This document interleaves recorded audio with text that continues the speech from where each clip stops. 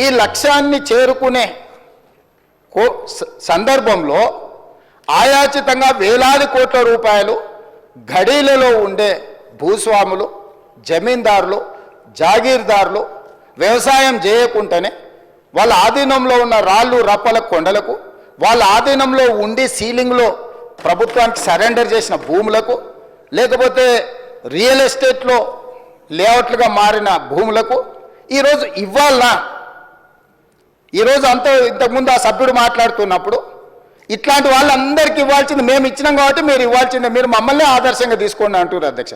మిమ్మల్ని ఆదర్శంగా తీసుకుంటే ఈడెందుకు కూర్చుంటాం అధ్యక్ష? ఆడ కూర్చుంటాం, ఆ తర్వాత బయటకు వెళ్ళిపోతాం.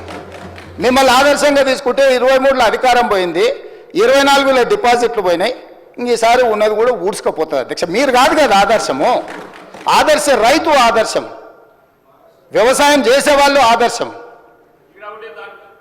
అట్లా కాకుండా మేమేదో అద్భుతాలు చేసినాం, మీరు అద్భుతాలు చేసినానికి అక్కడ ఉన్నారు, అద్భుతాలు చేసినానికి ఆయన గారు ఇక్కడికి రాలేకపోతున్నాడు. ఎందుకు?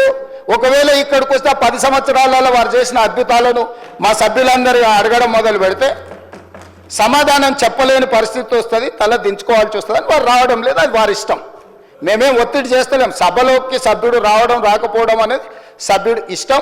ఒకవేళ తమరు అనుమతిస్తే వాళ్ళ మధ్యలో అర్థాంతరంగా వెళ్ళిపోవచ్చు, వాళ్ళకి కావాల్సినట్లు చేయొచ్చు, మీరు అనుమతిస్తే అధ్యక్ష. అయితే ఈరోజు నేను సూటిగా అడుగుతున్నా ప్రధాన ప్రతిపక్షాన్ని కూడా, రాళ్ళు రప్పలకు గుట్టలకు ఇద్దామా? రియల్ ఎస్టేట్లో లేఅవుట్లు చేసి అమ్ముకొని ప్లాట్లు చేసుకున్న వాళ్ళకు ఇద్దామా? హైవేల పేరు మీద, నేషనల్ హైవేల పేర్ల మీద ప్రభుత్వం సేకరణ చేసిన భూములకు కూడా దొంగ పాస్ పుస్తకాలు తయారు చేసుకుంటే ఇద్దామా? మీ అనుచరుల ముసుగులో నకిలీ పాస్ పుస్తకాలు తయారు చేసుకున్న వాళ్ళకు ఇద్దామా? ఈరోజు హైదరాబాదు చుట్టుముట్టూత వ్యవసాయ భూములు, వ్యవసాయేతర కన్వర్షన్స్ జరిగి, నాలా కన్వర్షన్ జరిగి ఈరోజు పరిశ్రమలు నెలకొల్పినారు. వీటన్నిటి కూడా మనము ఇద్దామా? వీటి విషయాలలో మీరు స్పష్టమైన సూచన చేయండి. మీ సూచనలన్నిటిని క్రోడీకరించి ఒక రిపోర్ట్ తయారు చేసి, ఎందుకంటే ఇప్పటికీ ఈ అంశాన్ని రైతు భరోసాను అమలు చేయడానికి మా మంత్రివర్గ ఉపసంఘాన్ని వేసింది. దానికి బాధ్యతగా ఉప ముఖ్యమంత్రి వర్యులు, ఆర్థిక మంత్రి వర్యులు, వారి నాయకత్వంలో వ్యవసాయ శాఖ మంత్రి, రెవెన్యూ శాఖ మంత్రి, అదేవిధంగా సివిల్ సప్లైస్ మినిస్టరు, అదేవిధంగా ఐటీ అండ్ ఇండస్ట్రీస్ మినిస్టర్ను వీళ్ళందరిని అందులో సభ్యులుగా పెట్టి అన్ని జిల్లాలు తిరిగినారు అధ్యక్ష. వ్యవసాయ సహకార సంఘాలతో మాట్లాడినారు, రైతు సంఘాలతో మాట్లాడినారు, రైతు కూలీ సంఘాలతో మాట్లాడినారు, రైతులతో మాట్లాడినారు, ప్రజాప్రతినిధులతో మాట్లాడినారు, సభలో లేని రాజకీయ పార్టీలతో మాట్లాడి, కొన్ని రాజకీయ పార్టీలు సభలోకి రాలేకపోయినాయి అధ్యక్ష కొన్ని కారణాల చేత. అంత మాత్రాన సమస్య పట్ల వాళ్ళకి అవగాహన లేదని మనం అనుకోనికే లేదు కదా అధ్యక్ష. వాళ్ళతో పాటు చట్టసభలో కూడా చర్చించి మీరు మీ అంతలో మీరే ఊహించుకొని, మీ అంతలో మీరే కాయించుకొని, మీ అంతలో మీరే దూషించి, మీ అంతలో మీరే బయటకు వెళ్ళిపోయి ఏంటి అధ్యక్ష ఇది? స్పష్టంగా ఈ ప్రభుత్వం వినడానికి సిద్ధంగా ఉంది. మీరు చేసే సూచనలలో ఏదైనా సహేతుకత కనిపించి నిజంగా తెలంగాణ రైతాంగానికి మేలు జరుగుతుందంటే ఈ ప్రభుత్వానికి భేషజాలు లేవు.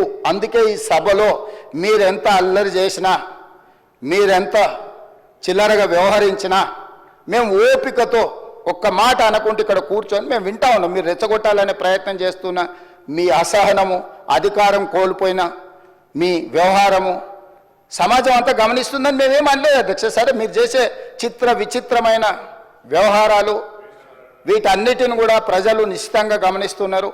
ప్రజలు ఏ తీర్పు ఇవ్వాలనో ఇచ్చినప్పుడు ఇచ్చిండ్రు, మళ్ళోసారి కూడా ఇస్తారు. అందుకోసం మేమేమనలే. ఇప్పటికైనా పాయల్ శంకర్ గారు కొన్ని సూచనలు చేశారు. డెఫినెట్గా లిమిట్ పెట్టకండి, మీరు సీలింగ్ పెట్టకండి, ఆ కొద్ది మందిని కూడా ఎందుకు మీరు బాధ పెడతారని కొన్ని సూచనలు చేసిండు. అదేవిధంగా మీరు మంచిగా వాళ్ళకు అన్ని రకాలుగా వాళ్ళకు నమ్మకం కలిగించేటట్టు కొన్ని నిర్ణయాలు తీసుకోమన్నారు. తప్పకుండా వాటిని కూడా తీసుకుంటాం. ఒకవేళ ఇక్కడ మమ్మల్ని తిట్టడానికి వెళ్ళి సమయాన్ని కేటాయించుకుంటే రాతపూర్వకంగా అయినా తమరు తెప్పించుకోండి అధ్యక్ష. ప్రధాన ప్రతిపక్షం నుంచి మాకేం అభ్యంతరం